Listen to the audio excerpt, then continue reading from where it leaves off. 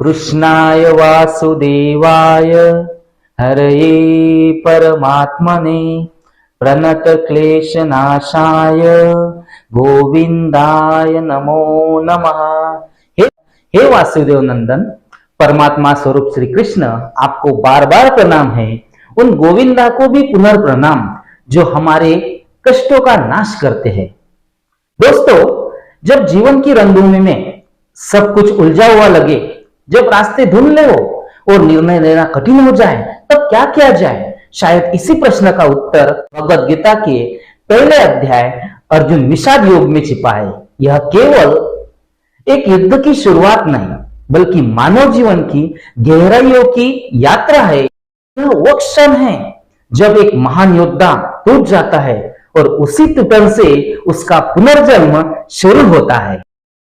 दोस्तों, कुरुक्षेत्र केवल एक युद्ध भूमि नहीं है, यह हमारे मन का कुरुक्षेत्र है, जो रोज हमारे कर्तव्य, हमारी भावनाएं, रिश्ते और नैतिकता एक दूसरे से टकराते हैं।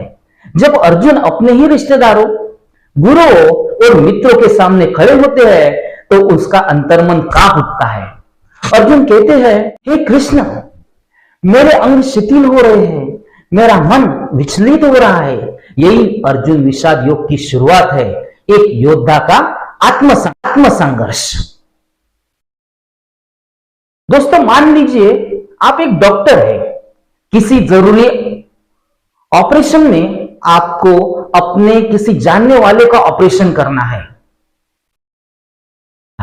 आपको आपकी स्किल पर पूरा भरोसा है, लेकिन अब भावनाएं हावी हो गई। आप सोचते हैं, अगर कुछ गलत हो गया तो मैं कैसे खुद को माफ करूंगा? यह वही अर्जुन की स्थिति है। कर्तव्य और भावनाओं के बीच ऐसी ही खींचतान अर्जुन के मन में भी थी। कभी कभी सफलता के शिखर पर पहुंचते हुए भी मन कहता है, क्या मैं सही हूं? क्या मैं सही कर रहा हूं? यही विषाद मानवता का संकेत है, यह कमजोरी नहीं। अर्जुन एक वीर योद्धा है, जिन्होंने आज तक युद्ध नहीं हारे, लेकिन आज वो टूट गए हैं। क्यों? क्योंकि सामना दूसरों से नहीं, अपनों से था। उनके शब्दों में, कृष्ण, कैसे मैं अपने गुरुओं, अपने भाइयों पर बाण चला दूं? हे कृष्ण, इन अपनों को मारकर मैं क्या ही जीतूंगा? अगर मैंने उन्हें मारा तो समाज में नैतिकता टूट जाएगी, स्त्रियां विधवा होंगी, वंश खत्म हो जाएगा। मैं यह पाप नहीं कर सकता। कोई व्यक्ति एक सरकारी अधिकारी है, उसे भ्रष्टाचार के खिलाफ आवाज उठानी है, लेकिन वह बोलता है तो उसके सीनियर्स नाराज होंगे, उसकी नौकरी भी जा सकती है। वह सोचता है, मैं सच के लिए खड़ा हो जाऊं या चुप रहूं? अगर बोलूंगा तो नुकसान मुझे ही होगा, और अगर चुप रहूंगा तो मैं गलत के साथ हूं। यह कर्तव्य और भावनाओं के टकराव की स्थिति है, वही जो अर्जुन महसूस करते हैं। दोस्तों, यह केवल एक युद्ध नहीं, यह जीवन के निर्णयों का प्रतीक है।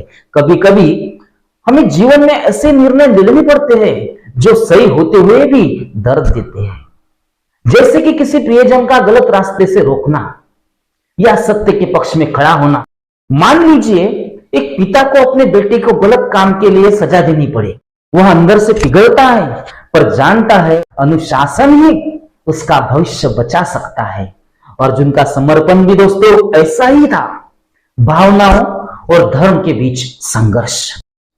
जब अर्जुन निराश होकर कहते हैं, मेरा मन युद्ध नहीं चाहता, हे कृष्ण, मैं युद्ध नहीं करूंगा, मैं अपने शत्रु के हाथों मारा जाना बेहतर समझता हूं, बजाय इसके कि मैं अपने बंधु बांधवों को मारूं। अर्जुन अपने धनुष को रख देते हैं और चुपचाप बैठ जाते हैं।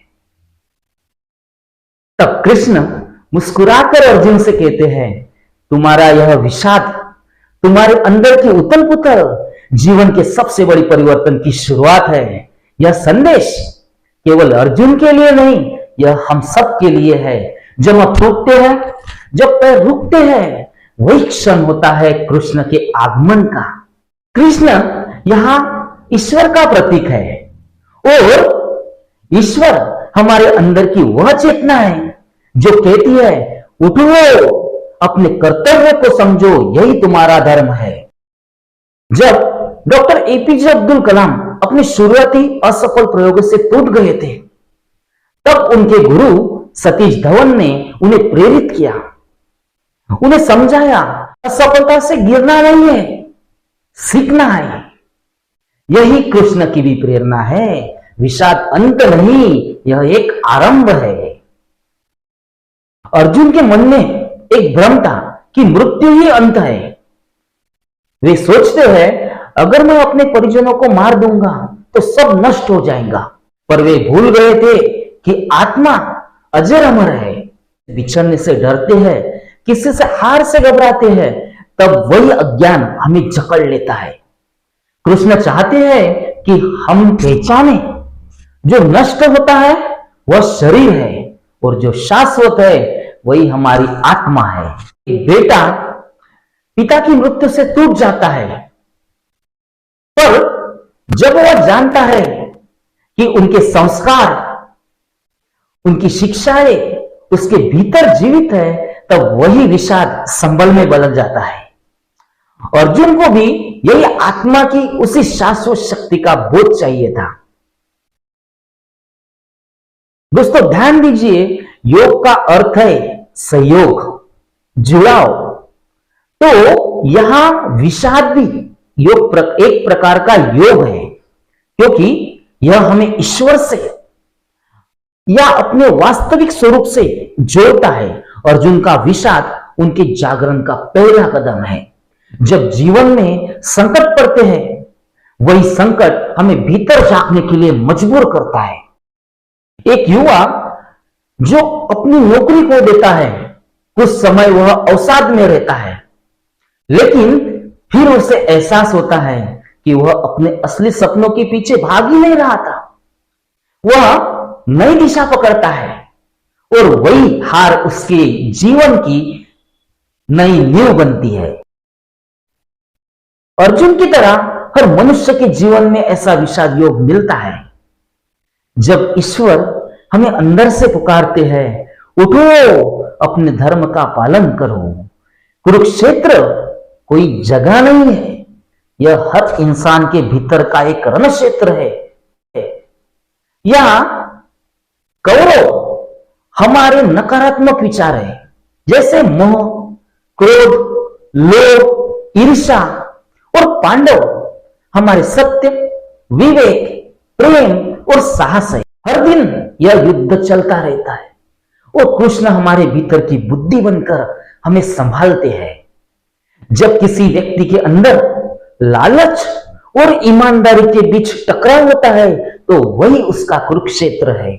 वह कौन सा पक्ष चुनेगा, यह तय करता है कि उसका जीवन अर्जुन के जैसे ऊंचा जाएगा या दुर्योधन के जैसे नीचे जाएगा। विषाद योग का सबसे महत्वपूर्ण पल वह है जब अर्जुन कहते हैं, हे कृष्ण, अब मैं आपका शिष्य हूं, कृपया मुझे मार्ग दिखाइए। यह वही क्षण है जब अहंकार टूटता है और ज्ञान का द्वार खुलता है। जब हम स्वीकार करते हैं कि हम नहीं जानते, तब ईश्वर, गुरु, हमारे अंतर्मन हमसे बोलने लगता है। जीवन का भी यही नियम है, जब हम हर बात पर मुझे सब पता है कह देते हैं, तब ज्ञान दूर चला जाता है। मान लीजिए एक उद्यमी मानता है कि उसे सब कुछ आता है, इसलिए वह दूसरों की सलाह कभी नहीं मानता। अंत में वह असफल हो जाता है। लेकिन जब वही व्यक्ति विनम्रता से सीखने लगता है, उसकी सफलता निश्चित हो जाती है। अर्जुन भी यही सीखते हैं। विनम्रता ही विद्या का प्रथम अध्याय है। विषाद योग हमें यह सिखाता है, अगर आप टूट गए हैं तो यह अंत नहीं, यह वह क्षण है जब कृष्ण आपके पास आ रहे हैं। कुरुक्षेत्र की धूल के बीच जब अर्जुन के हाथ कांप रहे थे, तब ज्ञान की सबसे अद्भुत नदी बह निकलती है। यह अध्याय हमें यह विश्वास देता है, जीवन का हर अंधकार किसी उजाले का निमंत्रण है। जब महात्मा गांधी दक्षिण अफ्रीका में ट्रेन से फेंक दिए गए थे, तब यह उनका विषाद योग था और उसी अपमान से उन्हें सत्याग्रह की राह पर चलने की शक्ति दी। यानी हर अर्जुन में एक संघर्ष है और हर संघर्ष में के भीतर एक कृष्ण का आविर्भाव छिपा हुआ है।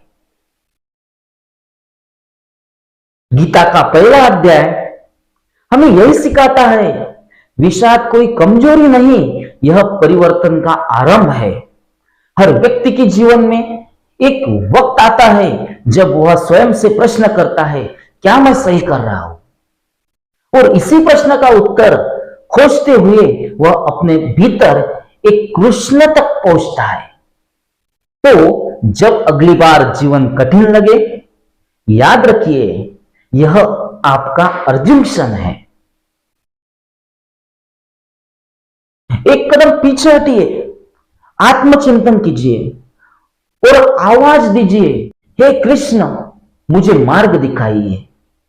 यकीन मानिए मार्ग स्वयं खुल जाएगा। अर्जुन का विषद हम सबका आईना है। वह हमें दिखाता है कि असली शक्ति शस्त्रों में नहीं, स्वयं को पहचानने में है। जब हम अपने डर से सामना करते हैं, तब हम अर्जुन से कृष्ण की यात्रा शुरू करते हैं। क्या आप तैयार हैं अपने कुरुक्षेत्र का सामना करने के लिए? क्योंकि जैसे ही आप स्वीकार करेंगे, हाँ मैं अर्जुन हूं, वैसे ही आपके भीतर स्वयं कृष्ण प्रकट होंगे। इस प्रथम अध्याय ने हमें यह सिखाया है कि वास्तव में युद्ध उस समय शुरू होता है जब अंदर का मन टूटने लगता है। हमें यह समझना है कि संशय ही विजय की पहली शुरुआत है। हमें यह स्वीकार करना है कि साहस का अर्थ यह नहीं कि भय न हो, बल्कि भय को पहचान कर आगे बढ़ना है। यह हमें जानना है कि दृष्टि और मार्गदर्शन ही सबसे बड़ी शक्ति है। हमें यह अनुभव करना है कि निर्णय और समर्पण जीवन को नई दिशा देते हैं। आपसे आग्रह है, जब भी जीवन में आपका मन कांपने लगे, जब निर्णय कठिन लगे, तो रुकिए मत। देखिए, विचार कीजिए, किसी से साझा कीजिए और फिर साहसपूर्वक निर्णय लीजिए। गीता का संदेश यही है, मनुष्य ना तो अज्ञानी है न कि कमजोर। वह जब सत्य को देखे और उसके अनुसार चले, तब वह अनंत शक्तियों तक पहुंच जाता है। आओ हम सब भी यह संकल्प ले, जब मन विचलित होगा मैं विश्लेषण करूंगा, जब अंधेरे होंगे मैं नेतृत्व करूंगा, और जब निर्णय की घड़ी आए मैं धैर्य और सामर्थ्य से आगे बढ़ूंगा। जय श्री कृष्ण, जय श्री कृष्ण।